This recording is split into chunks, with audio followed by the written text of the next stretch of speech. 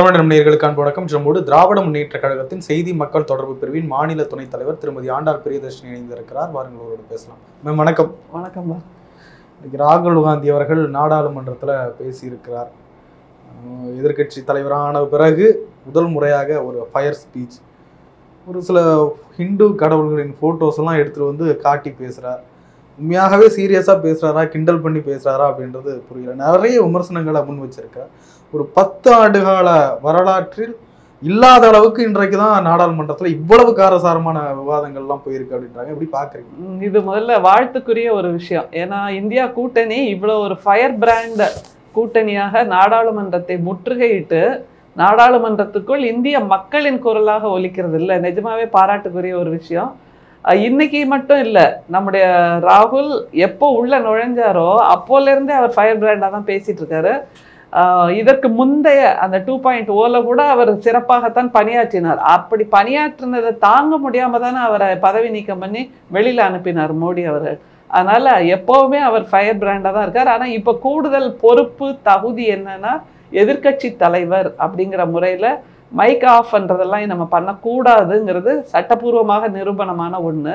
அதனால திரும்ப திரும்ப சபாநாயகர் கதறார் பாருங்க, மைக் ஆஃப் பண்ற ஃபெசிலிட்டி எங்கிட்ட இல்லை, மைக்கோட பட்டன் எங்கிட்ட இல்லைன்னு தன்னை நிரூபிக்கிறார் திரும்ப திரும்ப. அதனால என்ன தப்பா சொல்லிடாதீங்க அப்படிங்கிற அளவுக்கு தன்னை நிரூபித்துக் கொள்கின்ற ஒரு கட்டாயத்துக்கு வந்திருக்கிறார். அதை தவிர புதிய நாடாளுமன்றம் என்பது கடந்த 10 வருஷமாவே நாடாளுமன்றம் என்பது அமைதியாகத்தான் இருந்தது. எதிர்கட்சிகளின் குரல் அங்க கேட்கவே இல்லை, கேட்க விடலை. அது புதிய நாடாளுமன்றம் என்பது எப்போதுமே மோடி ஜெயக மோடி ஜெயகன்னு அந்த மோடியின் ஆதரவாளர்களால் மட்டுமே நிரம்பி இருந்தது. ஆனா இப்போ இந்த 2024 தேர்தலுக்கு அப்புறம் இந்த நாடாளுமன்ற கூட்டத்தொடருங்கிறது மிகவும் சிறப்பாக பொதுமக்கள் இந்திய மக்களின் குரலை எதிரொலிப்பதாக, இந்திய மக்கள் என்னெல்லாம் அங்க பேசப்படணும்னு நினைச்சாங்களோ அதையெல்லாம் பேசுகின்ற ஒரு எதிர்கட்சி தலைவராக ராகுல் இருக்கார். அதுல இன்னைக்கு குறிப்பா அவர் சொன்னது எல்லாமே சரிதானேப்பா. சபாநாயகர் சொல்றாரு பிரதமருக்கு மரியாதை கொடுக்கணும்னு, மரியாதை கொடுத்து தான் பேசுறாரு. அவர் பிரதமர் என்ன பேசினாரோ அதைத்தான் ராகுல் அவர்கள் நாடாளுமன்றத்துல சொல்றார், கடவுளின் குழந்தை அப்படின்னு. அது இப்போ கிண்டல் பண்ற ஒரு வார்த்தையை ஆயிடுச்சுன்னா, அப்போவுமே நாம கிண்டல் பண்ணிட்டு தான் இருந்தோம். அது எப்படி? எல்லாருமே கடவுளின் குழந்தைகள் தான். இந்த பூமியில பிறக்கிற ஈ, எறும்பு, கொசு, நாய்க்குட்டி, பூனைக்குட்டி, நீங்க, நாம எல்லாருமே கடவுளின் குழந்தைகள் தானே. அப்ப தன்னை மட்டும் ஒருத்தர் எதேச்சாதிகாரமா நான் தான் கடவுளின் குழந்தைகள்னு சொல்றாருன்னா அது எவ்வளவு பகுத்தறிவுக்கு ஒவ்வாத ஒரு விஷயமா இருந்தது. அதைத்தான் இன்னைக்கு சுட்டி காட்டுறார். அப்புறம் ராகுல் காந்தி அவர்கள் இந்துக்களை பற்றி பேசின உடனே அமித்ஷா கொதிச்சு எழுறார். இந்துக்களை பற்றி மோசமாக பேசிட்டார் ராகுல் அப்படின்னு. மோசமாலாம் எதுவும் பேசல. இந்துக்களை பற்றியோ பிற சிறுபான்மையினரை பற்றியோ மோடி, அமித்ஷா அவர்கள தான் மிக மோசமாக கடந்த 10 வருஷமாவே பேசிட்டு இருக்காங்கிறது நமக்கு நல்லா தெரியும்.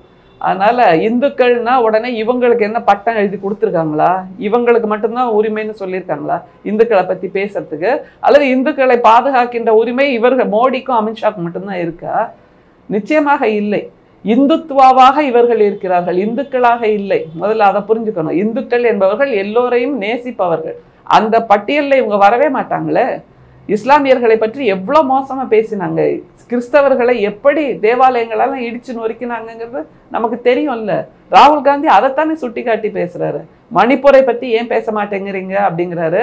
அப்புறம் இரவு 8 மணிக்கு எப்பவுமே கடவுள் மோடி அவர்களுக்கு செய்தி அனுப்பிடுவார். இன்னைக்கு டிவியில தோன்றி பண மதிப்பிழப்பு பத்தி சொல்லுன்னு சொல்லிடுவாரு. அப்புறம் டிவியில தோன்றி இன்னைக்கு ஊரடங்கு, எல்லாரும் அங்கங்க ஊர்லயே கஷ்டப்பட்டுட்டு இருங்கன்னு சொல்லுவாரு அப்படின்னு சொல்றாரு. ஆனா கடவுள் ஏன் இன்னும் அவருக்கு மணிப்பூரை பத்தி ஒன்றும் சொல்லல? இன்னும் ஏன் கடவுள் வேளாண் சட்டங்களை பற்றிய நல்ல சிந்தனையை, நல்ல புத்தியை கொடுக்கிற மாதிரி ஏன் சொல்லல? இதெல்லாம் தானே கேட்கிறாரு. சரியான விஷயம்தான்.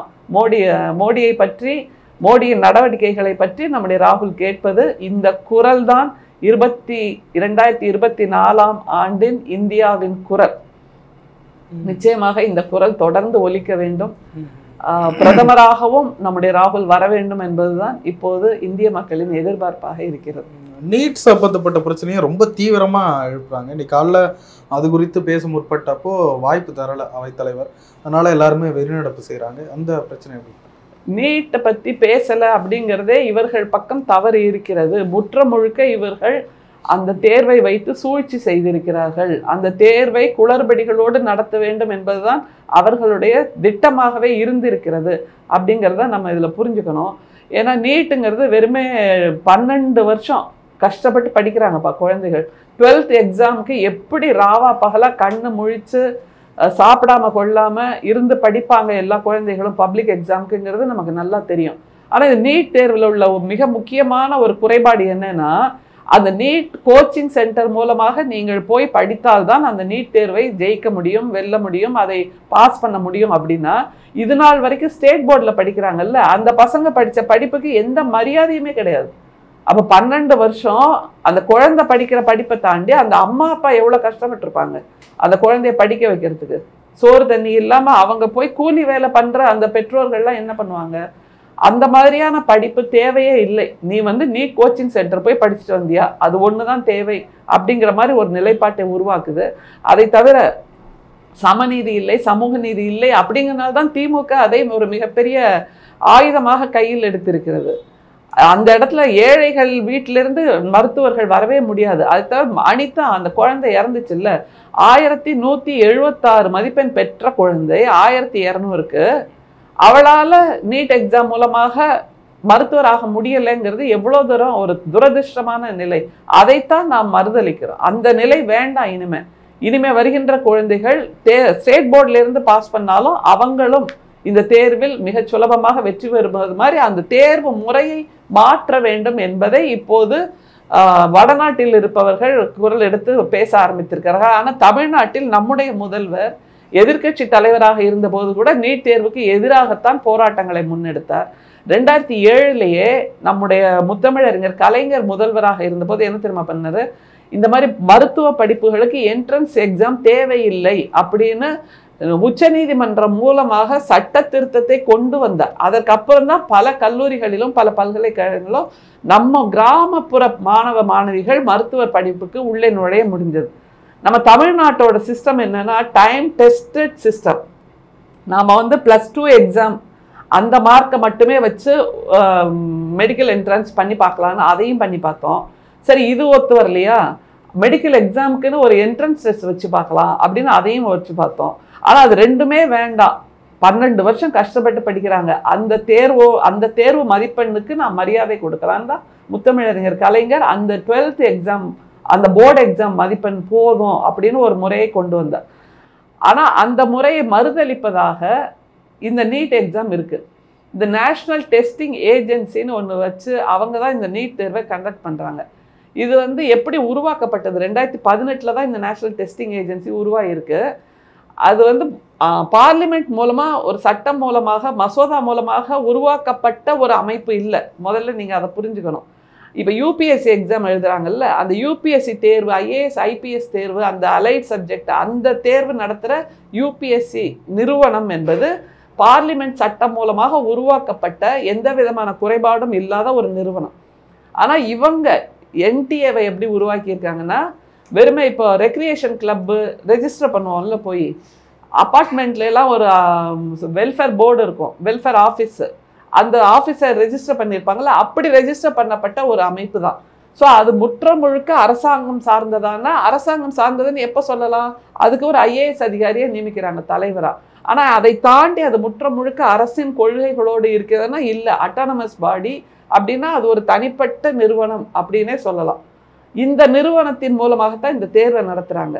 இப்போ ஒரு கேள்வி பொதுமக்களுக்கு இருக்குது, என்னன்னா பிரைம் மினிஸ்டர் கேர் ஃபண்ட் மூலமாக பொதுத்துறை நிறுவனங்கள்டேருந்து ஃபண்டு வாங்கினார்ல கொரோனா பீரியடில், அந்த ஃபண்டை வாங்கி என்ன பண்ணாருன்னு இன்னும் யாருக்கும் தெரியலை, அது போச்சு. அப்புறம் இப்போ எலக்டோரல் பாண்டு மூலமாக தனியார் நிறுவனங்கள்டேருந்து ஃபண்டு வாங்கிட்டு உங்களுக்கு இந்த ஒப்பந்தங்களை கொடுக்குறேன்னு சொன்னார்ல. ஸோ அந்த அமைப்பு இந்த ரெண்டுத்துக்கும் போல என்டிஏ மூலமாக கட்சிக்கு நிதி பெற்றுவிட்டு நீ என்ன வேணா பண்ணிக்கோ, எங்களுக்கு கொடுக்க வேண்டிய நிதியை கொடுத்துரு அப்படின்ட்டு இந்த என்டிஏவை உருவாக்கி அதற்கு ஒரு மிகப்பெரிய சுதந்திரத்தை கொடுத்து நீ நடத்திக்கோ, தேர்வை எப்படி வேணா நடத்திக்கோ, அதில் எந்த விதமான கேள்வியும் நாங்கள் கேட்க மாட்டோம் அப்படின்னு சொல்லி அவர்களுக்கு உரிமையை கொடுத்துட்டு அவர்களுக்கு கட்சிக்கு வேண்டிய நிதியை பெற்றுவிட்டார்கள்னு பொதுமக்கள் இப்போ உறக்க பேசிட்டு இருக்காங்க. இது இப்போ புரிஞ்சு போச்சு. அந்த ஸ்டேஜுக்கு போகிறதுக்கு முன்னாடியே நம்முடைய தமிழ்நாட்டு அரசில் நம்முடைய முதல்வர் அவர்கள் நீட் தேர்வே வேண்டாம், நீட்டே ஒழிக்கப்படணும். ஏன்னா நீட்டில் குறைபாடு அப்படிங்கிறது இப்போ உள்ள வட இந்திய குரல். ஆனால் நீட்டே குறைபாடு அப்படிங்கிறது தான் தமிழ்நாட்டின் குரலாக முதல்ல இருந்தே ஒலிச்சிட்டு இருக்கு. ஏன்னா நாம் எப்போவுமே நகர்ப்புறம் சார்ந்து மட்டும் வளர்ச்சியை பார்க்கறது இல்லை, கிராமப்புறங்கள்லேருந்தும் வளர்ச்சி தேவை. அப்படிங்கும் போது இந்த நீட் அதற்கு எதிராக இருக்கிறது அப்படிங்கிறத உணர்ந்த முதல் மாநிலம் தமிழ்நாடு தான். ஆனால் நாம் அப்படி குரல் கொடுத்தப்போ மற்றவங்கெல்லாம் வேடிக்கை பார்த்தாங்க, என்னது தமிழ்நாடு தனித்த குரலாக ஏதோ பேசிகிட்டு இருக்காங்களே அப்படின்ட்டு. ஆனால் நம்முடைய குரல் எப்போதுமே இந்தியாவின் குரலாக, ஏழை எளியவர்களின் குரலாக, ஒடுக்கப்பட்டவர்களின் குரலாக இருக்கிறது, அவர்களை கைதூக்கி விடுகின்ற குரலாக இருக்கிறதுங்கிறத இப்போ புரிஞ்சுக்கிட்டாங்க வட இந்தியா. அதனால் இப்போ அவர்களும் நம்மோடு சேர்ந்திருக்கிறார்கள், அவர்களும் நீட்டுக்கு எதிராக போராடுகிறார்கள். இதில் மிகப்பெரிய விஷயம் என்ன தெரியுமா, ராஜஸ்தானில் கோட்டான்னு ஒரு கிராமம், ஒரு இடம், அந்த இடத்துல தான் மிக அதிகமாக இந்த நீட் தற்கொலைகள் இப்போ சமீபத்தில் நடந்தது. 12 மாணவர்கள் தற்கொலை பண்ணியிருக்காங்க. குஜராத்தில் ஒரு காந்தி நகரில் ஒரு பள்ளிக்கூடம், எப்படி பாருங்க, குஜராத் மகாத்மா காந்தி பிறந்த மாநிலம், அந்த ஊர்ல தான் நீட்டுக்கான சூழ்ச்சிகள், நீட்டுக்கான குளறுபடிகள், நீட்டுக்கான ஊழல் மிக அதிகமாக நடக்குது. ஒரு கேள்வித்தாளுக்கு ரிலீஸ் பண்றதுக்கு 30 லட்சம் கையூட்டு வாங்கியிருக்காங்க. இரவு 12 மணிக்கு மேல கேள்வி ஒளி வெளியாகுது, வாட்ஸ்அப்ல கேள்வி மட்டுமா வெளியாகுது, அவங்க சொல்ல வேண்டிய பதிலும் வெளியாகுது. யாரெல்லாம் 30 லட்சம் கொடுக்குறாங்களோ அவங்களுக்கு இந்த வசதியை ஏற்படுத்தி கொடுக்கிறாங்க. சரி, அந்த பையனுக்கு ஒண்ணுமே தெரியலையா, அந்த ஸ்டூடெண்ட்டுக்கு ஒண்ணுமே தெரியலையா, நீ போய் உட்கார்ந்து எதெல்லாம் தெரியுதோ அதை மட்டும் டிக் பண்ணு, தெரியாததை அப்படியே விட்டுரு, எதுலையுமே கை வைக்காத, நாங்கள் எங்கள் பேராசிரியர்களை வச்சு அந்த பதிலை எழுதிக்கிறோன்னு அந்த NTA மூலமாகவே பேராசிரியர்களை நியமித்து அவர்களை அந்த தேர்வுத்தாளை எழுத வச்சிருக்காங்க. இப்படியாக இதில் ஆயிரக்கணக்கான குளறுபடிகள் நீங்களே பார்த்துருக்கீங்க. தமிழ்நாட்டில் இந்த மாணவர்கள் போய் தேர்வு எழுதும்போது, நான் இதை கொச்சையாக இருந்தாலும் இப்படித்தான் சொல்ல விரும்புகிறேன், அவர்களோட தாலியை கழட்டுறாங்க, கம்மலை கழட்டுறாங்க, மூக்குத்தியை கழட்டுறாங்க, மெட்டியை கழட்டுறாங்க, வளையலை கழட்டுறாங்க, வாட்சை கழட்டுறாங்க, மெட்டியை கழட்டுறாங்க, ஜட்டியை கூட கழட்டுறாங்க. இதை நான் ரொம்ப வருத்தத்தோடு தான் பதிவு செய்கிறேன். இப்படி அவர்களை மிக மிக மிக அதிகமான உச்சபட்ச மன அழுத்தத்துக்கு ஆளாக்கி அவங்கள இப்போ தேர்வு எழுத வைக்கிறாங்கல்ல. இவ்வளவு நம்மோட தமிழ்நாட்டு மாணவர்கள் அவ்வளோ அற்புதமாக ஜெயிச்சுட்டு வந்து நிற்கிறாங்க.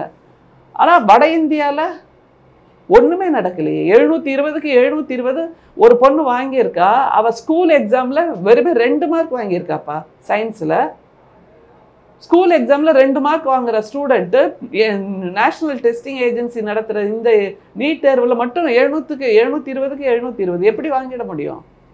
அது எப்படி இருக்குன்னா, நம்முடைய சபாநாயகர் ஓம் பிர்லாவோட பொண்ணு மாடல், அது வரைக்கும் ஒரு மிக முக்கியமான மாடலிங் துறையில் இருந்த பொண்ணு IAS எழுதுறாலும் ஃபர்ஸ்ட் அட்டெம்ப்ட்லேயே பாஸ் பண்ணிடுறான். இப்படியாக நம்முடைய கல்வித்துறையை முற்ற முழுக்க கேன்சர் வந்த மாதிரி அரிச்சிட்டாங்க பிஜேபி கட்சி அப்படிங்கிறத நம்ம இதுலேருந்து புரிஞ்சுக்கணும். அதனால தான் இப்போ நீட் தேர்வை பற்றி நம்முடைய ராகுல் மிக உக்கிரமாக நாடாளுமன்றத்தில் குரல் எழுப்பி கொண்டிருக்கிறார். மிக சமீபத்தில் நம்முடைய சட்டமன்றத்தில் நம்முடைய முதல்வர் நீட் தேர்வுக்கு எதிராக 3வது முறையாக தீர்மானம் எழுப்புகிறார். அதை தவிர நாங்கள் ஏற்கனவே 2 முறை மசோதா அனுப்பியிருக்கோம், அதையும் நீங்கள் சீக்கிரமாக எங்களுக்கு பதில் சொல்லுங்கன்னு சொல்கிறார். இது அன்னைக்கு ஒரு விவாதத்தில் ஒரு பிஜேபி சார்ந்த ஒரு சகோதரர் வந்து சொல்கிறாரு, நான் சொன்னேன் இந்த 50 நாளில் 50 லட்சம் கையெழுத்துகள் நீட் விலக்கு எங்கள் இலக்குன்னு நம்முடைய விளையாட்டுத்துறை அமைச்சர் உதயநிதி வேற அதை முன்னெடுத்தார் இல்லையா, அந்த கையெழுத்தும் போயிருக்கு ஜனாதிபதிக்கு. அப்போ அதுக்கு என்ன மரியாதைன்னு கேட்டப்போ அந்த வலதுசாரி சகோதரர் சொல்கிறாரு, உங்கள் கையெழுத்தெல்லாம் குப்பை தொட்டிக்கு போயாச்சு, குப்பையில் தூக்கி போட்டாச்சு அப்படிங்கிறாரு. அப்போ நான் எதிர்வினை சொன்னேன், என்ன அங்கே உள்ளது வெறும் கையெழுத்து இல்லை, தமிழ்நாட்டு மக்களோட உயிர் நாடி, தமிழ்நாட்டு மக்களுக்கு நீங்கள் கொடுக்கின்ற மரியாதை இவ்வளவுதானா அப்படின்னு ஒரு கேள்வியை நம்ம எழுப்புறோம்ல. அதை தவிர தமிழ்நாட்டு மக்கள்ங்கிறத கூட நகர்த்திடுங்க. ஒரு சட்டமன்றத்தில் மசோதாவாக நிறைவேற்றப்படுகிறது ஒன்றுனா அதற்கு பதில் சொல்ல வேண்டிய தார்மீக பொறுப்பு குடியரசுத் தலைவருக்கு இருக்கா இல்லையா? அப்போ நீங்கள் பதிலே சொல்லாமல் அதை அப்படியே தூக்கி கிடப்பில் வச்சுருந்தீங்கன்னா நீங்களும் உங்கள் ஜனநாயக கடமையில் தவறுகிறீர்கள். அது ஒன்று இருக்குல்ல, அரசியலமைப்பு சட்டம் கொடுத்திருக்கின்ற அந்த உரிமை என்பது மசோதா நிறைவேற்றுவது.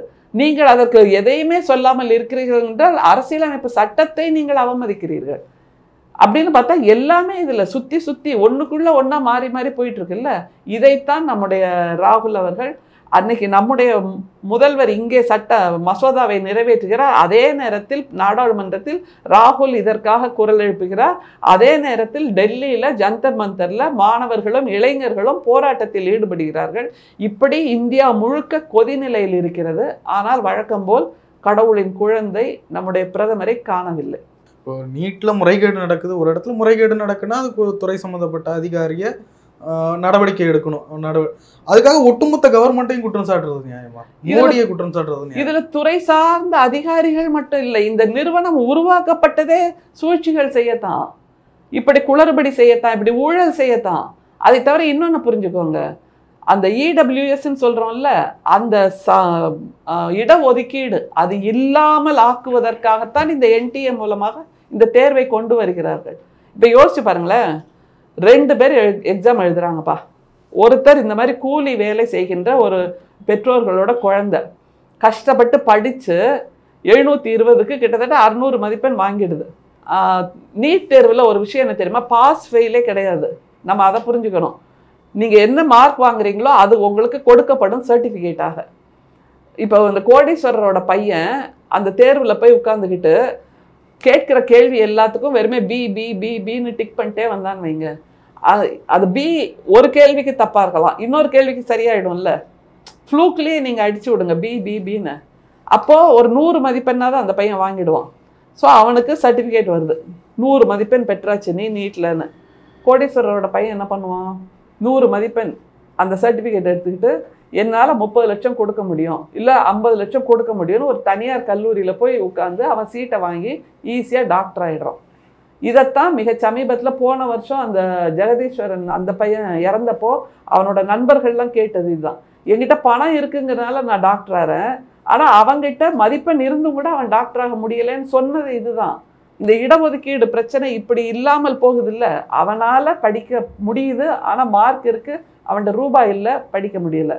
இவன்கிட்ட படிக்க முடியலை, மார்க் இல்லை, ஆனாலும் பணம் இருக்குது, அதனால் நான் விலை கொடுத்து வாங்கிடுறேன் அப்படின்னு இந்த பையன் வாங்குறான். அப்படிங்கும்போது இதுதான் அந்த இடஒதுக்கீடு என்பது. அது மாதிரி கவர்மெண்ட் கல்லூரியிலையும் இந்த மாதிரியான ஒரு சிஸ்டம்.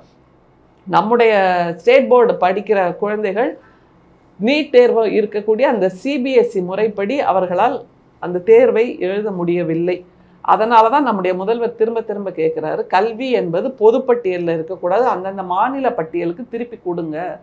ஏன்னா ஒவ்வொரு மாநிலமும் ஒவ்வொரு மண் வாசனை உள்ளது, ஒவ்வொரு கலாச்சாரம் உள்ளது, ஒவ்வொரு ஞானத்தின் வெளிப்பாடே வேற வேறையாக இருக்கும் ஒவ்வொரு மாநிலத்துக்கும். ஸோ நாங்கள் எங்களோட குழந்தைகளை ஆரம்பத்திலேருந்து வளர்த்து எடுக்கிறோம் 12வது வரைக்கும், அவர்களுக்கு என்ன தேவையோ அதன்படி நாங்கள் கொடுத்து விடுவோம் அப்படின்னு அவர் கேட்கிறார் என்பது மிகச்சரியான குரல். அது பொதுமக்களின் குரல், எளியவர்களின் குரலாக இருக்கிறது. அதை நம்ம புரிஞ்சுக்கணும். அதனால் இடஒதுக்கீடு என்கின்ற நிலையை முற்ற முழுக்க இல்லாமலாக்கி பெரும் பணக்காரர்கள், குரோர்பதிஸ், கோடீஸ்வரர்கள் அல்லது அந்த சனாதனர்கள் அவர்களுக்கான ஒரு திட்டமாக இதை கொண்டு வந்திருக்கிறார்கள். குடிசையில் இருக்கிறவங்க, அந்த எளியவர்கள், பஞ்சமர்கள் அல்லது சூத்திரர்கள் இவர்கள்லாம் படிக்கவே கூடாது. நீ ஏன் கனவு காண்ற, அதுவும் கல்வியை பற்றி எதுக்கு கனவு காண்ற, உனக்கு அந்த உரிமையே கிடையாது. அதைத்தான் விஷ ஊசியை போல் மெல்ல சொருகி கொண்டிருக்கிறது பிஜேபி. அதனால தான் நம்முடைய பிரதமரை நாம் கேள்வி கேட்கிறோம். நீங்கள் பெருந்தன்மையாக கேட்குறீங்க, ஒரு சிஸ்டம் சரியில்லைன்னா உடனே பிரதமரை குறை சொல்லணுமான்னு. எந்த சிஸ்டம் சரியில்லாதப்போ நம்முடைய பிரதமர் அதை சரி செய்திருக்கார். கொஞ்சம் ஒரு பட்டியல் கொடுங்களேன் பார்க்கலாம். மணிப்பூருக்கு ஏதாவது சொல்யூஷன் கொடுத்துருக்காரா? சொல்யூஷன் ஏதாவது கொடுத்துருக்காரா இது வரைக்கும்? இன்னைக்கு ராகுல் காந்தி அதைத்தானே கேட்குறாரு. கடவுள் உங்களுக்கு 8 மணிக்கு தோன்றி செய்தியை சொல்வார், ஆனால் இந்தியாவில் இருக்கின்ற வேலை வாய்ப்பின்மைக்கு எதுவும் செய்தி சொல்லலையா கடவுள்னு கேட்குறாருல. அதுக்கு சொல்லுங்களேன். சிஸ்டம் சரியில்லைன்னா பிரதமரை குறை சொல்ல வேண்டாம். ஆனால் இவர் காலத்தில் எதுவுமே சரியில்லையே. நீங்கள் சமீபத்தில் பார்க்குறீங்கல்ல, அவர் துவக்கி வைத்த மும்பையோட அந்த டோல் ரோடு இருக்கிறதுலே மிக அதிகமான டோல் கட்டணம் அந்த கடல் பாலத்தில் தான். அதில் விரிசல். டெல்லி விமான நிலையத்தில் அந்த மேல்கூரை இடிஞ்சு விழுந்து உட்கார்ந்த நிலையில் அந்த டிரைவர் இறந்து போய். இதுக்கு யார் பொறுப்பு சொல்லுங்க? எத்தனை விமான நிலையங்கள்ல இப்படி மரணங்கள். அவர்கள் என்ன தப்பு பண்ணாங்க? அவர் கஷ்டப்பட்டு உழைச்சிட்டு தன்னோட குடும்பத்தை தானே காப்பாத்துறாரு.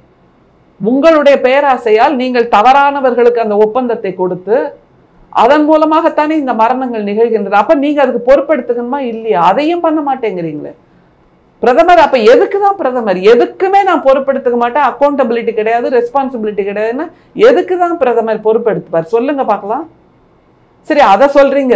இப்போ இந்த நாடாளுமன்றத்துல சபாநாயகர் தேர்தல்னு ஒண்ணு நடந்தது இல்ல. பெருந்தன்மையானவராக பிரதமர் இருந்திருந்தால் நாடாளுமன்ற சரித்திரத்திலேயே சுதந்திரம் பெற்ற நாளிலிருந்து தேர்தல் நடக்கவில்லைன்னு உலகமே பேசு இல்ல. அவர் விட்டு கொடுத்திருக்கலாமே எதிர்கட்சிகளுக்கு. இன்னமும் கூட எதிர்கட்சியை சார்ந்தவர்களுக்கு அந்த துணை சபாநாயகர் பொறுப்பை கொடுக்கவே இல்லையே. அப்படின்னா எந்த பொறுப்பை அவர் எடுத்துக்கிறார்? நான் மட்டுமேங்கிற அந்த எதேச்சாதிகாரத்தை தானே இந்திய மக்கள் கேள்வி கேட்டு இப்போ அவருக்கு பெரும்பான்மை இல்லாத அளவுக்கு உட்காத்தி வச்சிருக்காங்க. அதனால தினம் தினம் இந்த மாதிரி கேள்விகள் எழும். அதற்கான தீர்வை அவர் கொடுத்தே ஆக வேண்டும் என்கின்ற ஒரு நிலைக்கு எதிர்கட்சி அவர்களை தள்ளும். அப்புறம் இப்போ சொல்லிட்டு இருக்காரு இது மோடி 3.0 அப்படின்னு. இது மோடி 3.0 இல்லை, NDA 1.0. மோடி 2.0 முடிஞ்சு போச்சு. இது NDA 1.0. அதனால இதில் கூட்டணி என்கின்ற நிலையில் எல்லோருக்கும் பங்கு இருக்கிறது. அதனால பிரதமர் மோடியை ஏன் குறை சொல்லணும் அப்படின்னா, இந்தியாவில் எதுவுமே சரியில்லைங்கும் போது பிரதமர் மோடியை தான் சொல்வார். அவரை தானே வெளிநாட்டுக்கு போயிட்டு இருக்காரு பறந்து. சரி, இங்க தேர்தல் முடிஞ்சது, பதவியேற்ற கையோட எதுக்கு இட்டாலிக்கு ஓடுறாரு? இத்தனைக்கும் G7 மாநாட்டுக்கு அவர் போகணும்னு அவசியமே இல்லை. G7 அந்த உறுப்பு நாடுகள்ல இந்தியா இல்லவே இல்லைங்கிறத எல்லாரும் சொல்றாங்க. அதுல இன்னைக்கு நம்முடைய மாநில ஆட்டுப்புழுக்க ஒண்ணு சொல்லுச்சு. என்னன்னா, நம்முடைய முதல்வர் அவர்கள் அமெரிக்காவுக்கு போக போறார் நம்முடைய தொழில் முதலீடுகளை ஈர்ப்பதற்காக. உடனே அவர் கேட்கிறாரு ஆட்டுப்புழுக்க, இது நாள் வரைக்கும் போயிட்டு வந்த பயணங்கள்ல எல்லாம் என்ன விளைவு வந்ததுங்கிறத ஒரு வெள்ளை அறிக்கை கொடுக்க முடியுமான்ற மாதிரி கேட்குறாரு. நம்ம திரும்ப கேட்கலாம், இது நாள் வரைக்கும் உலகத்திலேயே அதிகமாக அளவு நம்முடைய பிரதமர் தான் உலக நாடுகளுக்கு பயணம் செஞ்சிருக்கார். போயிட்டு வந்த செலவு என்ன, அதனால் வந்த விளைவு என்ன, அதனால் இந்தியாவுக்கு நேர்ந்த நல்லது என்னன்னு ஒரு பட்டியல் கொடுக்கலாம்ல, கொடுக்கவே இல்லையே. அதை தவிர இன்னொன்று இருக்கு, என்ன தெரியுமா? ஒவ்வொரு முறை பிரதமர் வெளிநாடு போயிட்டு வந்தா இங்க ஒரு பிரஸ் மீட் பண்ணுவாங்கப்பா. அது இது நாள் வரைக்கும் மோடிக்கு முன்பு வரைக்கும் அதுதான் வழக்கமா இருந்தது. அந்த on his return PM will address the press அப்படிங்கிறதா ரொட்டீன், ஜனநாயக முறை. அங்க சொல்லுவார் அவர், இது மாதிரி போனேன், இங்க இது நடந்தது, இந்த டிஸ்கஷன் நடந்தது, பைலாட்ரல் மீட்டிங்ஸ்லாம் நடத்தினோம், இந்த மாதிரி ஒப்பந்தங்கள் கையெழுத்தாயின என்று சொல்லுவது பிரதமருடைய கடமை. என்னைக்காவது அவர் அதை செஞ்சிருக்காரா? அப்ப எதுக்குதான் நம்ம பிரதமரை ரெஸ்பான்சிபிள் ஆக்க போறோம் சொல்லுங்க பார்க்கலாம். ஜோ பிடன் ஒய்ஃபுக்கு பட்டு புடவையும் மோதிரமும் கொடுக்கறதுக்கும் மெலோனிக்கு ஏதாவது பரிசு வாங்கி கொடுக்கறதுக்கு மட்டும்தான் அவர் பொறுப்பா? இதை விட வேற என்ன சொல்றதுன்னு எனக்கு தெரியல. நிறைய விஷயங்களை பகிர்ந்தபடியே நன்றி.